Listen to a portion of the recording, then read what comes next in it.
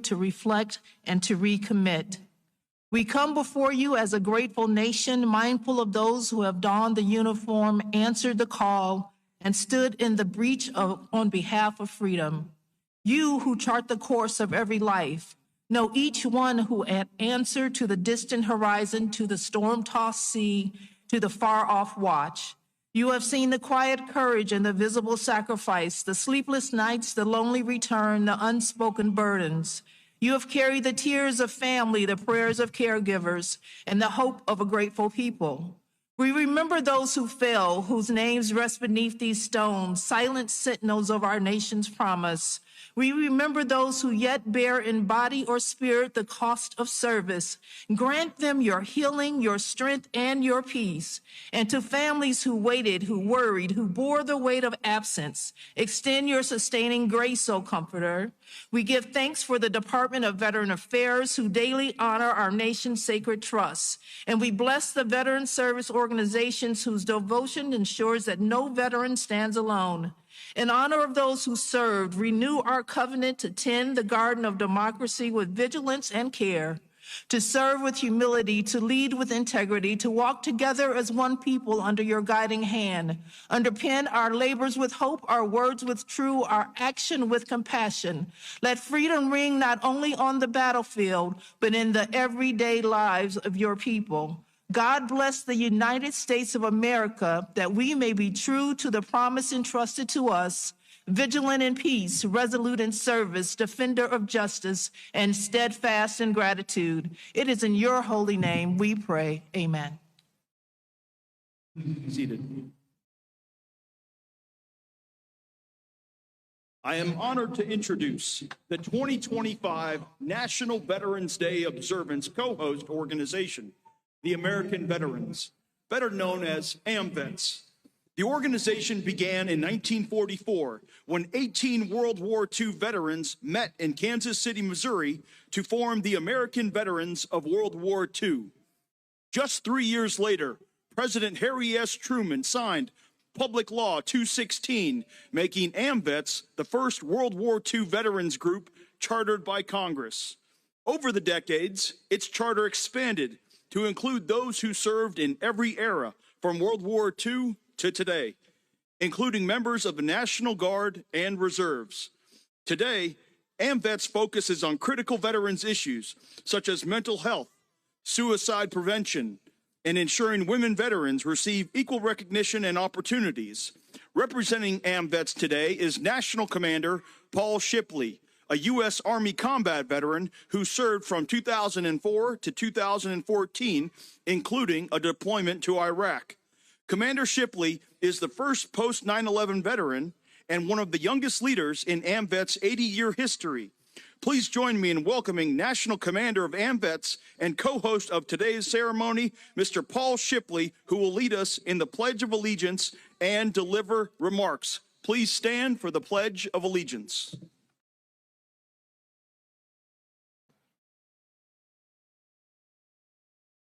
I pledge allegiance to the flag of the United States of America and to the republic for which it stands, one nation, under God, indivisible, with liberty and justice for all.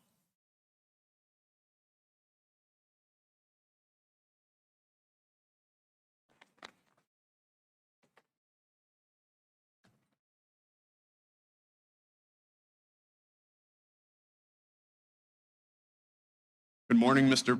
President, Mr. Vice President, Secretary Collins, and distinguished leaders of the veteran service organizations of the United States of America. Good morning and happy Veterans Day. Today, as we gather at this hallowed ground at Arlington National Cemetery, we honor the brave men and women who have served our nation with unwavering courage and sacrifice. It is a solemn moment of remembrance, unity, and a renewal of our commitment to those that have served. Today is also a special celebration of all who put their lives on the line for the United States of America. AMVETS has a proud history spanning over 80 years. Today, our top priorities remain clear. We work tirelessly to prevent veteran suicide, and veteran homelessness, because no veteran should be alone in facing these struggles. We promote awareness, prisoners of war, and missing in action issues, ensuring that no hero is ever forgotten. And we are committed to supporting veterans' families, help keeping them united through life's toughest challenges. As the host of this year's Veterans Day National Committee, AMVETS is honored to participate alongside dedicated Department of Veteran Affairs staff and our fellow veteran service organizations. Together, we organize this event to honor our fallen and to reaffirm our duty to those who have served. In the spirit of veterans serving veterans, I challenge each of us, whether here today or watching from home, to find ways to support our veterans, whether through a simple act of kindness, volunteering, or advocating for policies that make a difference. Your efforts matter. Because supporting our veterans is not just a duty, it's a reflection of our gratitude and respect. Let us remember today that their sacrifices have made the freedoms we enjoy possible. And let us pledge to continue serving, protecting, and honoring all who have served our nation. Thank you. God bless our veterans, and God bless America.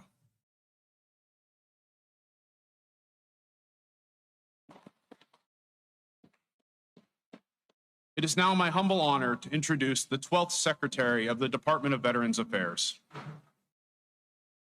Secretary Doug Collins is an accomplished attorney with more than a decade of legislative experience representing the people of Georgia in the state legislature and later the U.S. House of Representatives. As a U.S. Air Force Reserve chaplain, Secretary Collins has ministered to our country's military since 2002. He completed a 2008 and 2009 deployment to Iraq while stationed at Balad Air Base. Collins remains a colonel in the United States Air Force Reserve, and he previously served in the U.S. Navy Reserve. Please join me in warmly welcoming VA Secretary Doug Collins.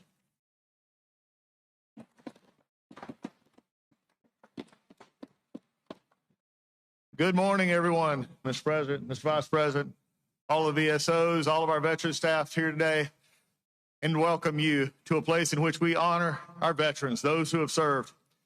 I tell you, it was an honor to be here, but it was an even bigger honor just over a year ago when the President asked me to take this job. And I asked him a simple question. I said, Mr. President, what would you like me to do?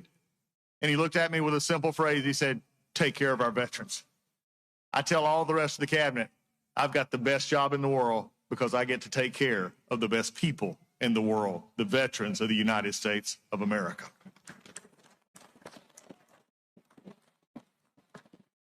And this president is firmly committed to making sure this happens. The VA is a different place today than it was just 9 months ago.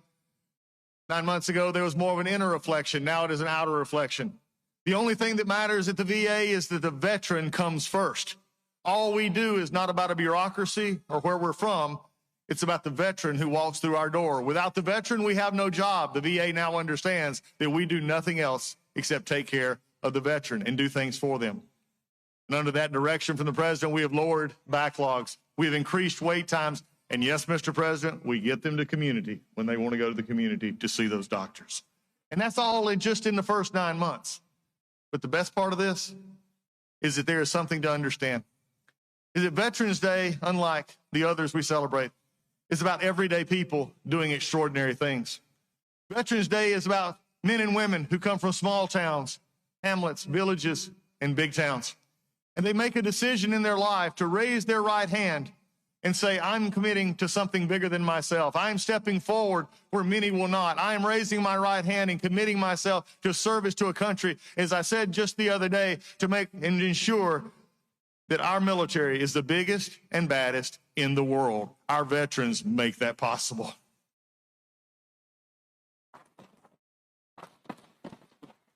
It comes from people all over, as I served with in Iraq. What I love about Veterans Day is it tells the story of a young girl. She was in her early 20s. I met her on the fields in a wind just like this in the desert of Iraq. She had showed up late, and I was on the night chaplain run, and I'd always saw everybody else, but I didn't recognize her. And I walked up to the gate, and I said, where have you been? And I said, I haven't seen you here. She said, sir, I'm a little bit late deploying with my troops. I said, well, what was the reason? And I figured, I figured, why are you coming in 3 or 4 weeks later? She said, well, sir, just about 2 months ago, I had my daughter. And I looked at her and I said, and you came anyway. I said, you could probably got a deferment of that. She said, no, sir. She said, I'd go where my troops go. I go where they go. And that for the rest of the time I was there, we shared pictures of one growing up, a little one taking first crawls and moves and sharing it in the night sky over Iraq. That is a veteran who serves because they want to serve others. I remember an A1C who was on deployment. He came back and he said, I am now making big money. He said, I can actually help my family and I can buy Christmas presents for those that didn't get any last year. It's about the stories of those as a young man and just a little bit young because he's in his 80s at one of our VA hospitals in hospice, who I walked in on him just the other day, and he was playing on a keyboard, Just a Closer Walk with Thee. Veterans Day is about veterans that were not special necessarily when they came up, but they saw a vision and a calling, and they said, I want to be a part of our armed services. So when they raised their hand, they made a choice to become one of our favorite in the world, and that is a veteran who serves this country. So as we come to this day of service, this day of happy Thanksgiving for people who are willing to serve, I would just have one word from the half of this administration, and I want everyone to hear it clearly, whether you're in the media, Congress, or anywhere else. I'm a little bit tired of people saying that veterans keep getting stuff. No, veterans do not get anything from this country. They have earned everything that they are getting, and I am committed to making sure they will always have that from this administration and this VA, and that is my promise and this president's promise to you. And with that, it is my honor to introduce to you a father, a husband, and yes, for those in the audience, a Marine. Oh, come on, Marines. There we go. My Marines ain't letting me down on this one, because now I get to introduce the great Vice President of the United States. It is his honor. It is his Marine, and I'm making him wait just a minute. It is Mr. Vice President. He is ready to you. Thank you. Well, thank you, Doug. You're doing a great job at the VA, and I want to say just a couple of things. I've learned a couple of things from working so closely with the President of the United States. The first thing is that he loves our nation's veterans and has committed our nation's administration to putting our veterans first every single day. And the second thing I've learned about the President of the United States is that he really hates when somebody who's speaking before him goes on for too long. And so with that in mind, I have prepared a very brief and very inspiring 1 hour and 45-minute speech on this beautiful Veterans Day out here in the cold. But let me just give 3 very brief messages. First, to our nation's veterans, thank you.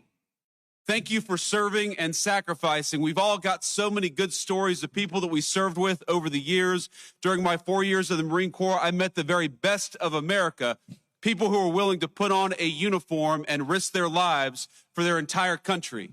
Just yesterday morning, I met people who lost limbs, who lost very, very important family members, who lost their psychological health, going out there and serving the United States of America. So whether you gave a little bit or whether you gave a lot, every single person who put on the uniform of this nation deserves our gratitude on this day especially, but every day. And so from the Vice President and the entire administration to our nation's veterans, thank you for your service, thank you for your sacrifice, and thank you for making us proud every single day.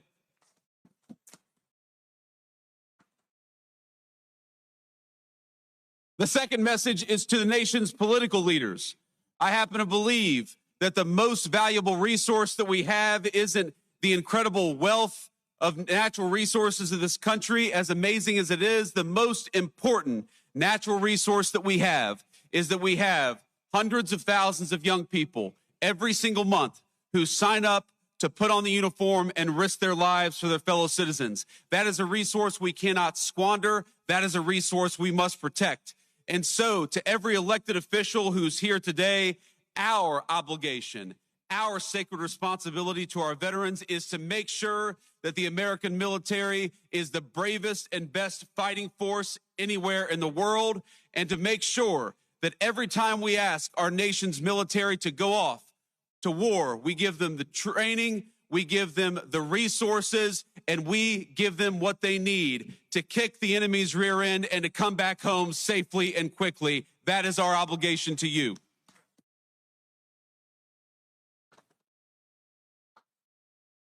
And my third and final message to the American people, I'm asked all the time how to best honor our veterans. And this day in particular gives you an opportunity, and it doesn't have to be difficult and it doesn't have to be complicated. If you find yourself at a restaurant this evening and you see somebody wearing a uniform, buy them a meal if you're able, or buy them a beer.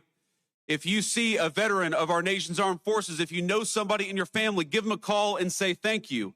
I heard already this morning from my mother-in-law who sent me a message early California time, and it touched my heart. Just knowing that we have loved ones who recognize our service, who care about it, and who care enough to go out and say thank you. So to the American people, if we want to keep on ensuring that the very best and brightest sign up for our military, the very best way to do it is to make sure that the veterans know that we are grateful to them. And so it's with great pride that I am introducing a man who is proud of our veterans, who fights every single day for the veterans, and who is proud to be the Commander-in-Chief of the United States Armed Forces, President Donald J. Trump.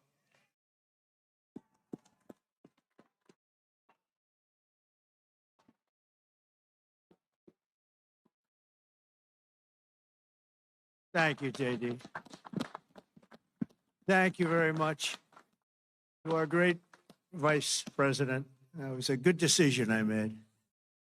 This morning on these hallowed grounds where generations of American heroes rest in eternal glory, we gather to fulfill the sacred duty of every free man and woman.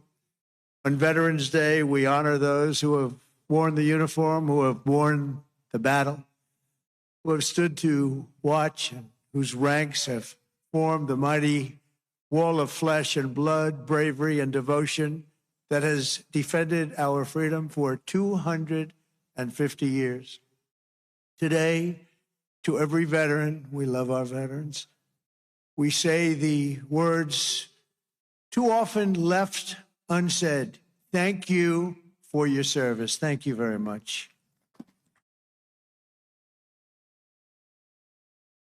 And we want to also say thank you for carrying America's fate on your strong, very broad, and proud shoulders.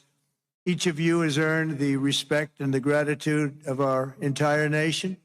We love you, we salute you, and we will never forget what you have done to keep America safe, sovereign, and free. Thank you very much.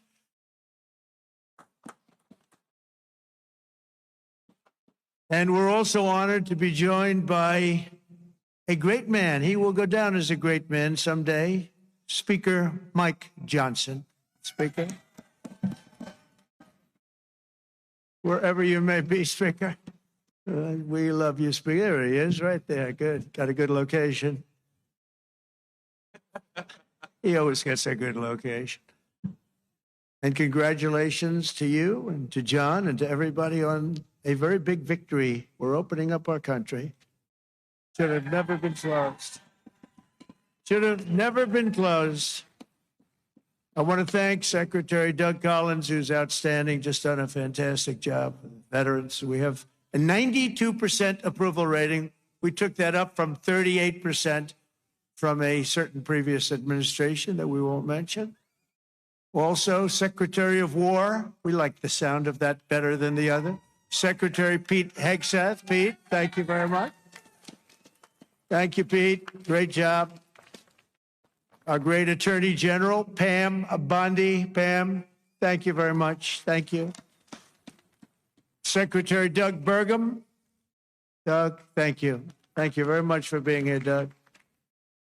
a #1 energy person anywhere in the world, acknowledged. I was amazed that he took the job, and he did it without hesitation. What he gave up, what Doug gave up, what all of them gave up, nobody would ever know. But Secretary Chris Wright, #1 anywhere in the world, acknowledged. And drill, baby, drill, Chris, right? Drill, baby, drill. The energy prices are way down, and they're going further.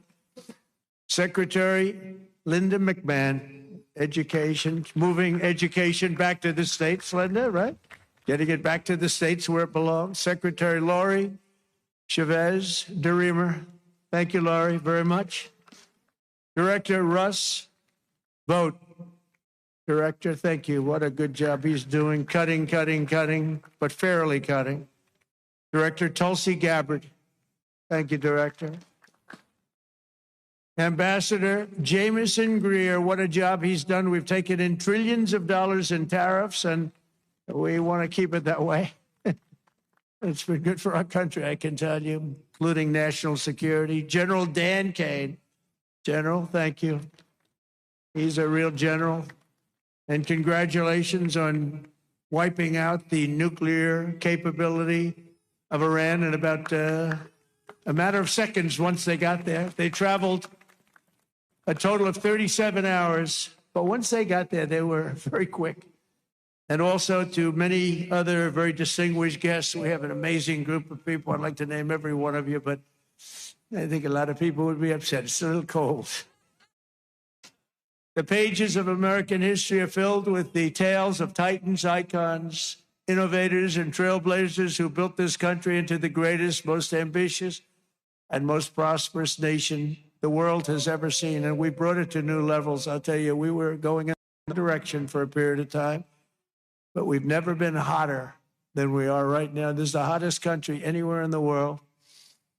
Yet every captain of industry, every pioneer of science, and every star whose brilliance has lit up the lights of Broadway all share one thing in common. They only had the chance to soar because the veterans had the courage to serve. They took care of those people. They took care of all the stars.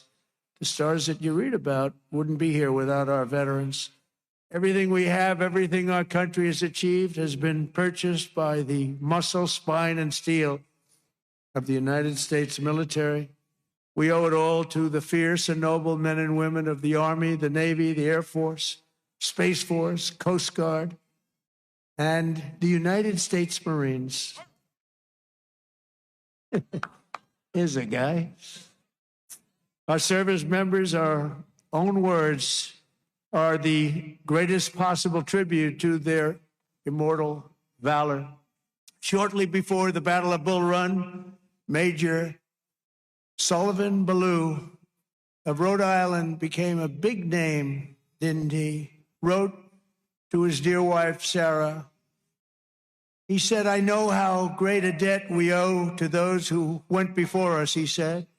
"And I'm willing, perfectly willing, darling, to lay down all my joys of this life to help maintain this government and to pay that debt." Just 1 week later, Major Ballou did just that. He gave his life to save our country.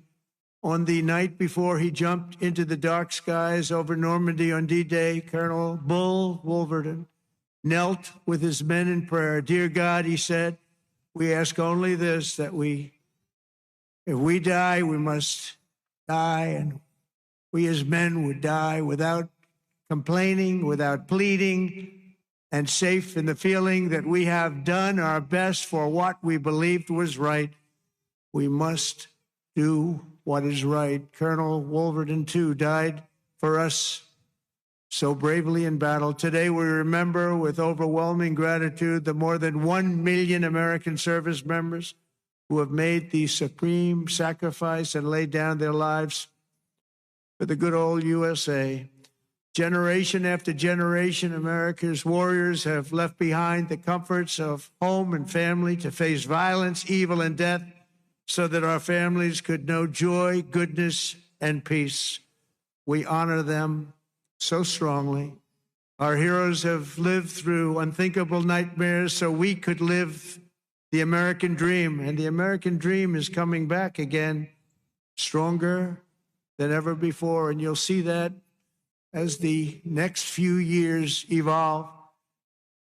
They have volunteered to give their last breaths to all of us so that we could breathe free.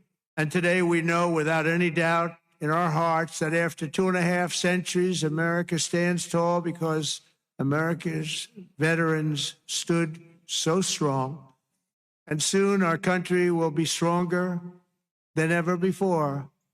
The American veteran has forged a legacy of gallantry and daring without parallel in human history.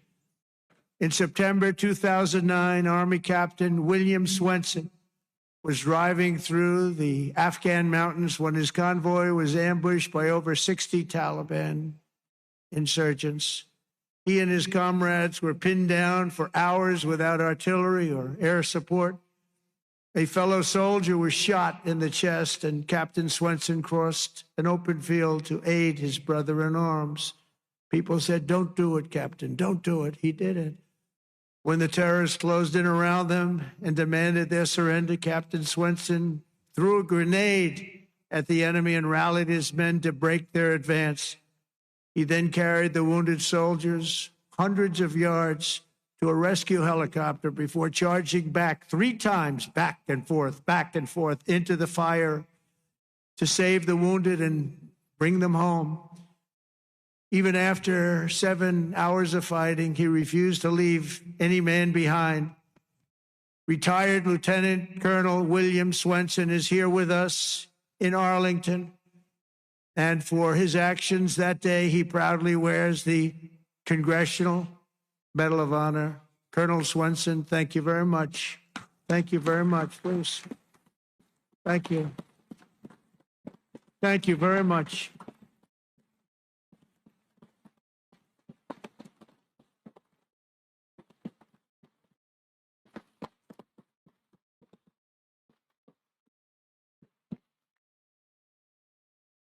The ultimate honor. Thank you. Another person who shows the Medal of the American Veteran is Dale Stovall. As an Air Force helicopter pilot in Vietnam, Captain Stovall was assigned to rescue a downed American airman deep in hostile territory. Despite the extreme peril, Captain Stovall took off in his HH-53C helicopter and soon came under intense fire, forcing him to turn back. But the captain refused to abandon his mission. The next day, he willingly plunged back into the danger while taking fire from all directions. He didn't have a chance, he felt, but he said, "I got to do it." He rescued the downed American pilot who had been stranded on the ground for 23 days and brought him back home alive, completing the deepest rescue behind enemy lines in the entire Vietnam War. For this and 11 other harrowing rescues, he was a brave guy. Dale received the famous Air Force Cross and the Distinguished Flying Cross and 2 Silver Stars, making him the 4th most combat decorated Air Force Academy grad of all time. He retired as a brigadier general after 31 years of service. General Stovall, you are a legend. Please, thank you. General Stovall. Thank you very much. Thank you. You look good, General. You look, I wish I looked that good. You look good. Thank you very much, General. America's warriors never quit, never surrender. They fight, fight, fight, and they win, win, win. That's what we do. We win battles. As you know, today is not only Veterans Day, but it's my proclamation that we are now going to be saying and calling Victory Day for World War I. Victory Day. You know, I was recently at an event and I saw France was celebrating Victory Day, but we didn't. And I saw France was celebrating another Victory Day for World War II. And other countries were celebrating. They were all celebrating. We're the one that won the wars. And I said, from now on, we're going to say Victory Day for World War I and World War II. And we could do for plenty of other wars, but we'll start with those 2. Maybe someday somebody else will add a couple of more because we won a lot of good ones. But when I see other countries celebrating Victory Day, I watched it.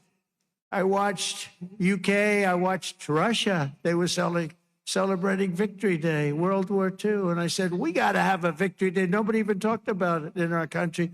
But from now on, we're going to be celebrating Victory Day for World War I, for World War II, and frankly, for everything else. Under the Trump administration, we're restoring the pride and the winning spirit of the United States military. That's why we have officially renamed the Department of Defense back to the original name, Department of War. And remember, we won World War I, we won World War II, we won everything in between, we won everything that came before. And then we brilliantly decided to change the name of this great thing that we all created together. And we became politically correct. We don't like being politically correct. So we're not going to be politically correct anymore. From now on, when we fight a war, we only fight for one reason, to win. We fight to win. And under my leadership, we're also fighting for the great veterans who have always been there for us, and especially when we needed them and needed them most. In 9 months, the Trump administration has cut the backlog of VA benefit claims in half. That's a big achievement, and Doug is going to get it down to zero. During the Biden administration, the backlog exploded like we had never seen before, and I'm going to eliminate 100% of that backlog. We're moving at that pace, and already we've processed more than 3 million backlog claims, the most of any year in the history of the VA. We've added more than 1 million extra service hours across the VA centers, and we've opened 20 new facilities in 13 states, something that people said just not possible to do.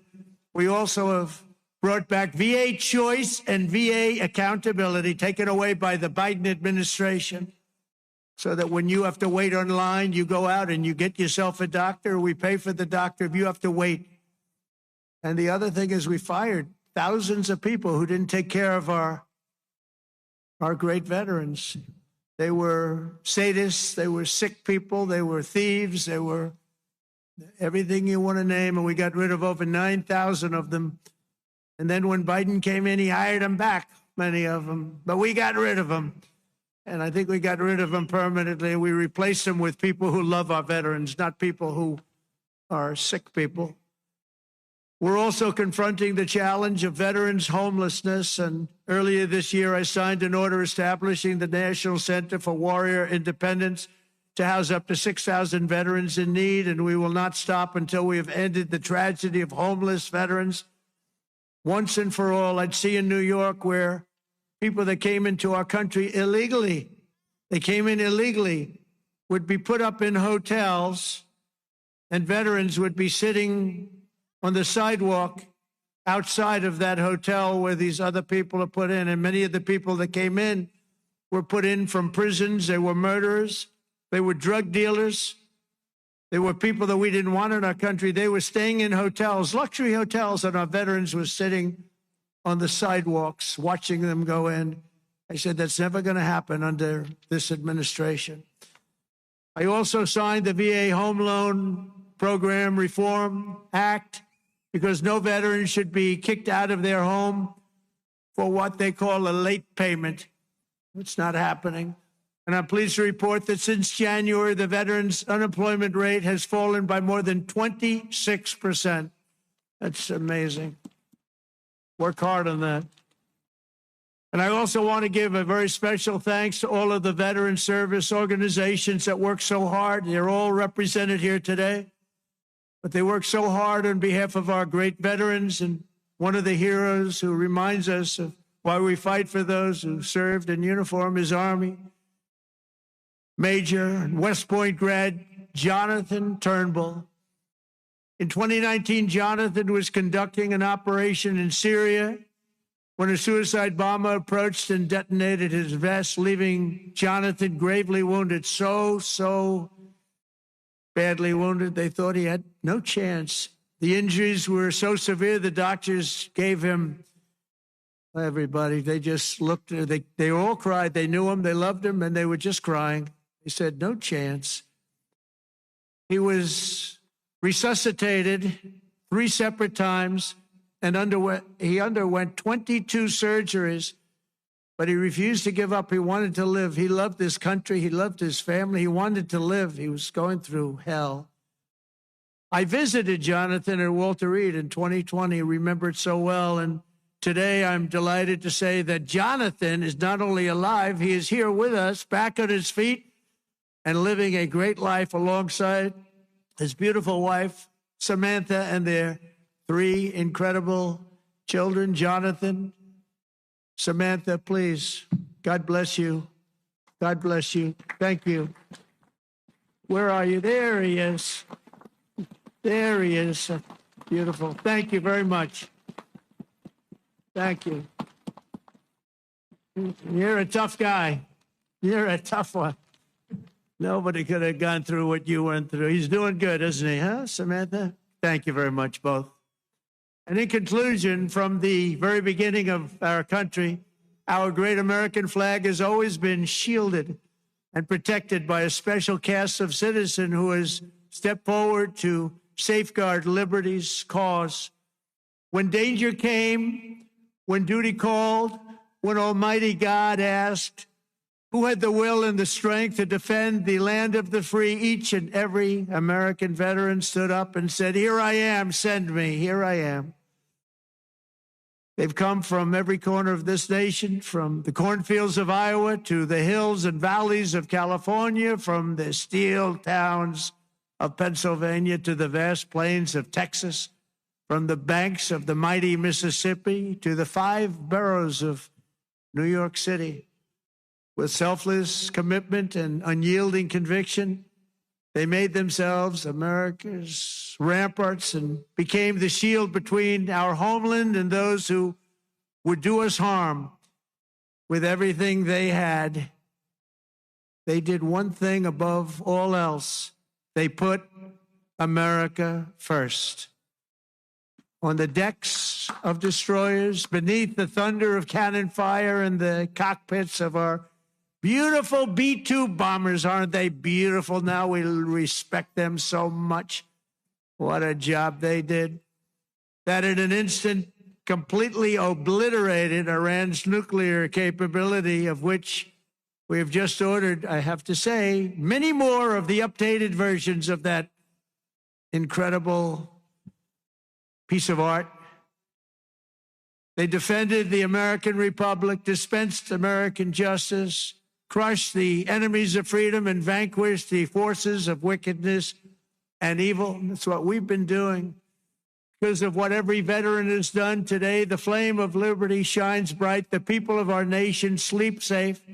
The American dream surges forward, and our magnificent destiny stands more splendid and glorious than ever before. So I want to say thank you once again to every American veteran. You are very, very special people and always in our heart. And thank you very much. And God bless you, and God bless the United States of America. Thank you very much. Thank you, everybody. Thank you very much.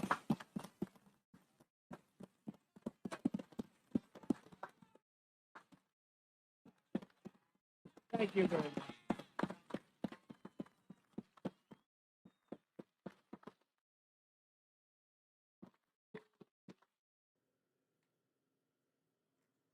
Distinguished guests, please stand and join the United States Army Band and Chorus in singing Aquí God acabamos de Bless ver America. al presidente Donald Trump, que ofreció un discurso a todos los veteranos del país, en el que aprovechó para decir varios de los puntos políticos. Entre ellos mencionó varios despidos, los despidos de miles de empleados que, según él, no estaban, no apoyan a los veteranos. También él habló sobre la inmigración, habló sobre las personas que aparentemente y que según su gobierno llegan al país y se apropian de beneficios que deberían estar dirigidos a los veteranos, pero que en este discurso él menciona que él está trabajando para que todas esas cosas se detengan y que los veteranos obtengan lo necesario que ellos necesitan, las cosas que ellos necesitan. Y en estos momentos estamos viendo el momento en el que la banda de Estados Unidos está realizando un número para honrar la memoria de los veteranos en su día. Eh, Ustedes están viendo estas imágenes completamente en vivo a través de tampahoy.com. Mi nombre es José Ángel Acevedo y voy a estar aquí cubriendo con ustedes el resto del Día de los Veteranos. Próximamente voy a tenerles información sobre el cierre, la cancelación de vuelos locales aquí en la Bahía de Tampa. Así que quédense aquí en tampahoy.com en estos momentos para que sigan viendo imágenes de este evento oficial de, de Estados Unidos, de la nación, en el Día de los Veteranos.